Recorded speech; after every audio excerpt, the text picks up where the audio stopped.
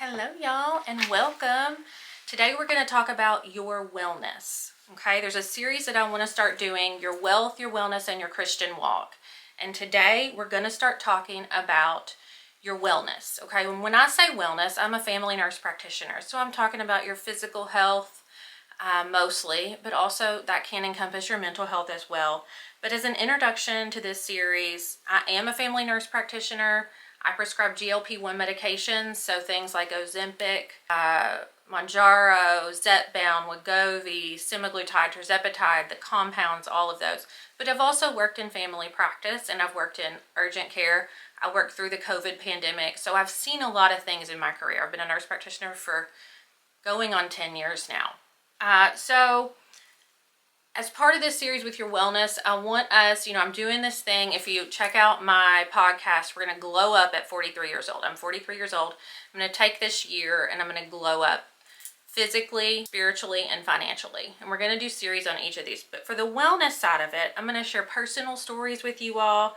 We're going to walk through my journey together, hopefully to help you through my experiences. I'm going to be sharing helpful tips, helpful tools from a family nurse practitioner perspective, but also just from a personal perspective, okay? You're going to find topics related to GLP-1 medications, like I said, perimenopause, physical activity, working out, exercise, eating healthy, the Galveston diet. I'm a proponent of that. I don't always do it perfectly, but Dr. Mary Claire Haver, I love her stuff. She's an OBGYN. You should check her out. Having braces at age 43. Eyebrows. I recently got my eyebrows tattooed. My first tattoo ever was an eyebrow tattoo. We're going to talk about powder brows, Botox. Yes, I get Botox, both for TMJ and for cosmetic reasons, for migraines as well. So Botox can be helpful for a lot of things. We're going to talk about skincare, great skincare. We're going to talk about red light therapy, sleep, supplements that I use, supplements that I think are good, and more. Okay, so that's kind of what we're doing with this wellness series. But let's just start at the beginning. Okay, I think that's the best place to start. The fountain of youth, ladies. The fountain of youth is not found in a bottle, in a product on the shelf. The fountain of youth is what you do on a daily basis as far as your hydration goes, as far as what you put in your body food-wise, and as far as what you are doing physically, physical activity. Okay, that is the fountain of youth. That is what's going to get you to age gracefully and make any product that you put on shine. Okay, you have to have those things right. Okay, to keep your mind sharp and your body going as you age, you have to get those things right. Your habits are going to make a difference, and that's hard. It can be hard.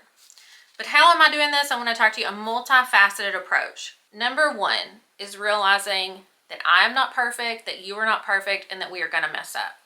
We're human, okay? We're going to mess up. We're not going to do this perfectly.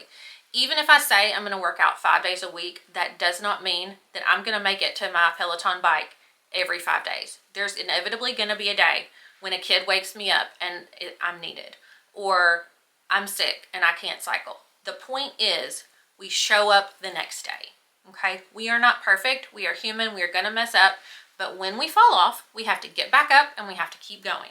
Okay, having said that, how we are doing this is we are creating new habits. Number one, okay, right now I'm exercising 5 times a week, 30 minutes of cardio a day. That is what the American Heart Association currently recommends, I think, for good heart health. Okay. I am also incorporating strength training as well. As we age, especially ladies who are 30, 40 plus, strength training becomes very important because we are losing bone density the more that we age. And by exercising, that pounding on the pavement or whatever it is helps build bone. So your body may be breaking down bone, but you are rebuilding bone, and that's very important, okay? Number two, I'm ultra microdosing a GLP-1 medication. Now, when I say ultra microdosing, what do I mean? For me, ultra microdosing is a tiny amount of tirzepatide once weekly to keep hunger cravings at bay, to keep inflammation down. I do this all the time, and women say this drug is a miracle drug.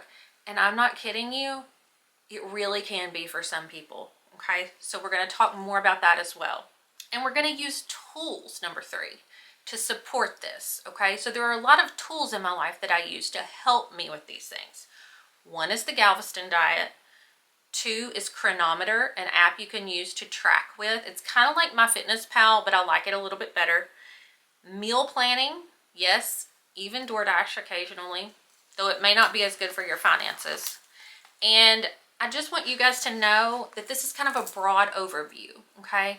But for more detailed information, I want you to check out my podcasts. You can go to realwithhaley.com and they're all listed right there. You can click subscribe right there and you'll get a new one each week, okay? Past and upcoming episodes, I want you to follow me on my socials. I'm on TikTok, I'm on Facebook, I'm on Instagram, and I'm here on YouTube. So hit that subscribe button so you don't miss anything.